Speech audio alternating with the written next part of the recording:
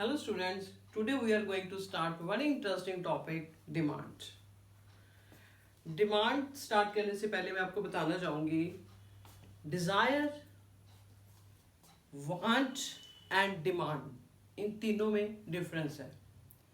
मान लीजिए अगर आप कुछ मार्केट में परचेज करना चाहते हो, कुछ भी जैसे कार परचेज करना चाहते हो बट आपकी जेब में पैसे नहीं है, यानी आपकी पॉकेट अलाउ नहीं कर रही, तो दैट इज डिजायर। अगर आपकी पॉकेट भी अलाउ कर रही है, यानी कि आपके पास एबिलिटी टू पे है बट आप उसको खरीदना नहीं चाहते, दैट इज वांट। और जब आपके पास एबिलिटी भी है, यानी कि आपकी पॉकेट में पैसे भी हैं और आप उसको विलिंग टू बाय भी हो, उसको खरीदना भी चाहते हो, दैट इज डिमांड। क्लियर?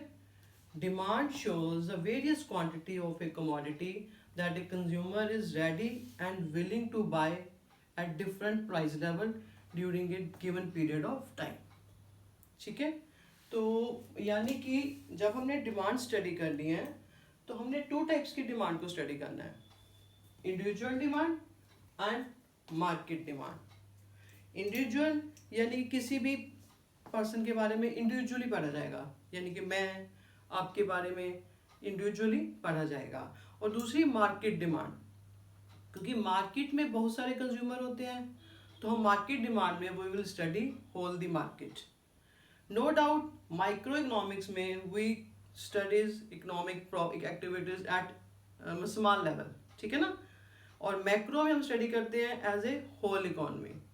इसलिए माइक्रो इकोनॉमिक्स में आपके पास डिग्री ऑफ एग्रीगेशन होती हैं बिकॉज बट स्मॉल है, यानी कि इसमें डिग्री ऑफ एग्रीगेशन होएगी बट स्मॉल, क्योंकि जब हम इसमें एक मार्केट के बारे में पढ़ेंगे तो दैट इज इंडिविजुअल मार्केट, और मैक्रो में क्या करते हैं हम होल इकोनॉमी के बारे में पढ़ा जाता है।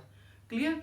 नाउ इंडिविजुअल डिमांड क्या होता है? Individual demand of the individual, कि जो एक इंडिविजुअल पर्सन जो ready to buy various quantity of a commodity at various price level, ठीक है, उस इंडिविजुअल डिमांड को कौन कौन से फैक्टर हैं जो अफेक्ट करते हैं, या कौन कौन से डिटर्मिनेंट्स, इसको डिटर्मिनेंट्स भी बोला जाएगा, और फैक्टर अफेक्टिंग इंडिविजुअल डिमांड, यानी कि जब हम मार्केट में कुछ खरीदने जाते हैं तो हमारे क्या क्या कौन कौन से फैक्टर हमें मतलब करेंगे इफेक्ट। डिमांड ऑफ एक्स, यानी कि हम एक्स कमोडिटी की डिमांड कर रहे हैं, उस डिमांड ऑफ एक्स कमोडिटी के कौन कौन से फंक्शन है या फैक्टर्स है या डिटर्मिनेंट्स, सेम है सब कुछ, ठीक है। कौन कौन से फंक्शन है? पहले तो आ रहा है प्राइस ऑफ एक्स गुड, यानी कि जो गुड की आप डिमांड कर रहे हो उसका सबसे पहले आप प्राइस आप पे इफेक्ट डालेगा। अगर उसका प्राइस कम है तो आप उस चीज़ की डिमांड ज़्यादा करोगे, अगर उस चीज़ का प्राइस ज़्यादा है तो आप उस चीज़ की डिमांड कम करोगे, ठीक है। नेगेटिव रिलेशन होता है प्राइस एंड डिमांड में। सबसे पहले फैक्ट क्या पड़ेगा चीज़ का? प्राइस देखोगे। फिर उसके बाद आता है price of relative good, price of related good. Related goods दो टाइप की होती हैं, substitute goods and complementary goods.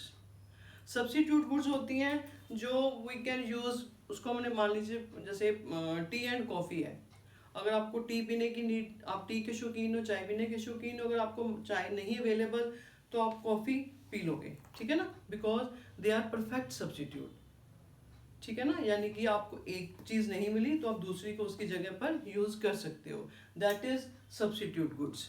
एक होती है कॉम्प्लीमेंट्री गुड्स। कॉम्प्लीमेंट्री गुड्स होती है, मान लो आपकी कोई आपको कार चलाने की, मतलब कार चलानी है आपने, तो आपके पास कार भी होनी चाहिए तो पेट्रोल भी होना चाहिए उसमें, ठीक है ना, आनी भी चाहिए, यानी कि जो आपकी डिमांड कॉम्प्लीमेंट्री गुड्स, यानी कि विच कंप्लीट, जो आपको डिमांड अपनी पूरी करनी है तो आपको दो चीज़ों की इकट्ठे ज़रूरत है, ठीक है, तो दैट इज कॉम्प्लीमेंट्री गुड्स।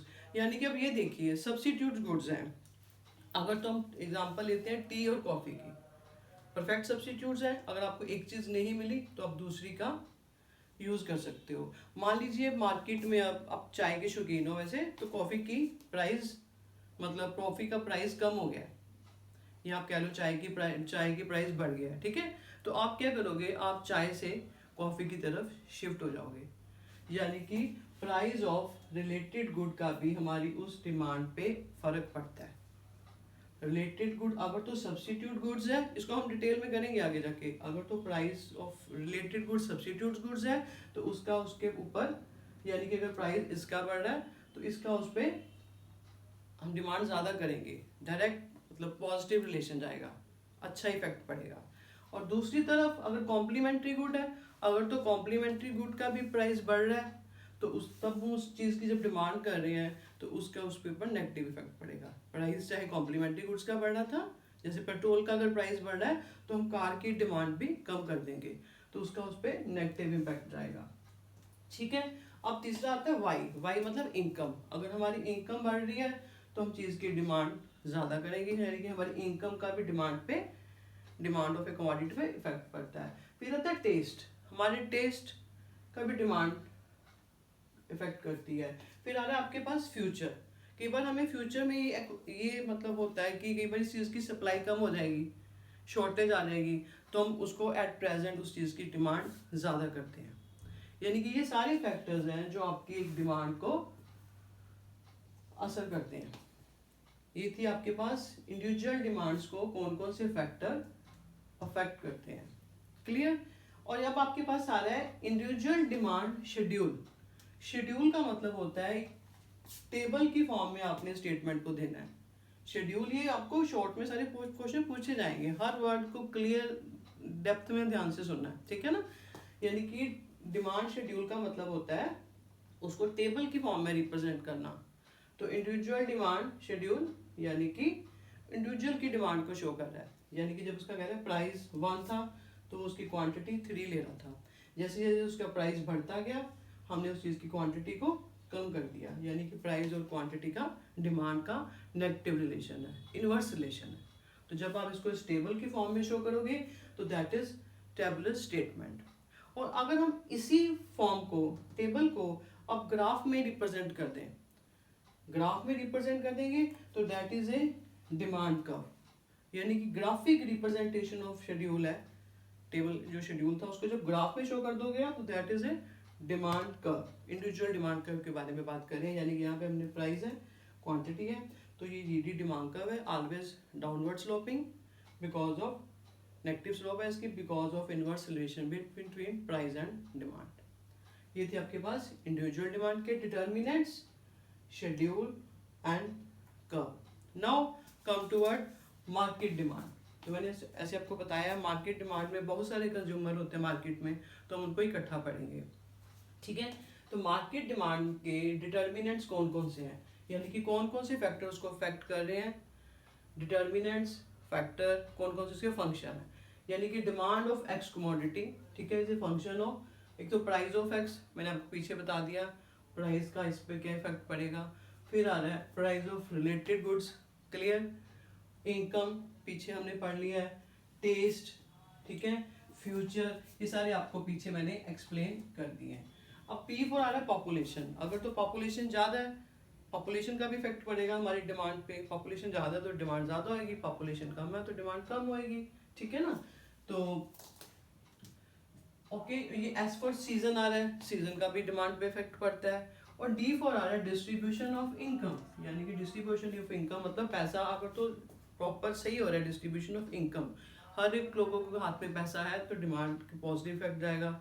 अगर डिस्ट्रीब्यूशन ऑफ इनकम अनइक्वल है तो डिमांड पे मतलब उतना इफेक्ट नहीं पड़ेगा, ठीक है। तो ये थे आपके पास determinants of market demand. Now ऐसे ही market demand schedule. Market demand schedule क्या होता है, जो आप इस डिमांड को एक टेबल की फॉर्म में शो करोगे। यानी कि यहाँ पे हमने प्राइस लिया है, ये डिमांड फॉर एक कंज्यूमर, यानी कि हम यहाँ पे शो करें कि 2 कंज्यूमर है, ठीक है। हम सारे कंज्यूमर्स को तो शो कर नहीं सकते क्योंकि बिकॉज ऑफ कॉम्प्लेक्सिटी, इसलिए हम 2 कंज्यूमर ज्यूम कर रहे हैं। एक की डिमांड बता दी, demand of A consumer, demand of A B consumer.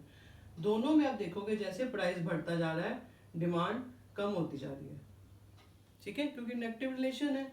तो जब हम इन दोनों का समेशन कर दोगे दैट इज मार्केट डिमांड। जब इसको हम डिमांड को एज ए शेड्यूल शो करते हैं तो that is market demand schedule. और इसी को अगर आप एक ग्राफ में शो कर दोगे इसको, ठीक है ना, यानी कि ये ग्राफिकल रिप्रेजेंटेशन ऑफ शेड्यूल है, that is market demand curve, ठीक है ना। मार्केट डिमांड कर्व इसका, यहाँ पे कर्व है, sorry, curve is a graphic representation आ रहा है। यानी कि हमने क्या किया, प्राइस, क्वांटिटी, ये हमने DD demand curve, demand of A consumer, DD demand, demand of B consumer, ये आ रही है आपके पास मार्केट डिमांड। ये मार्केट डिमांड फ्लैटर है, ठीक है ना, दोनों से फ्लैटर है बिकॉज इन दोनों को जोड़ के बनी है। इस डिमांड, दोनों की डिमांड को ये जोड़ के ऐड करके बनी है। तो कई बार क्वेश्चन पूछा जाता है आपके पास, जो है ना ये मार्केट डिमांड है, it is a horizontal summation है। Market demand is a horizontal summation of individual demand. Clear? यानी कि मार्केट डिमांड्स के डिटर्मिनेंट्स, शेड्यूल और market demand curve. I hope ये आपको क्लियर हो गया होगा, ठीक है। तो अगर आपको ये लेक्चर अच्छी तरह समझ आ रहे हैं तो प्लीज़ लाइक, शेयर, कमेंट कीजिए। अगर हाँ कोई डिफिकल्टी भी आ रही है, कुछ पूछना चाहते हो तो यू कैन आस्क, अपना कमेंट बॉक्स में लिखिए, ठीक है। Till wait for till next lecture.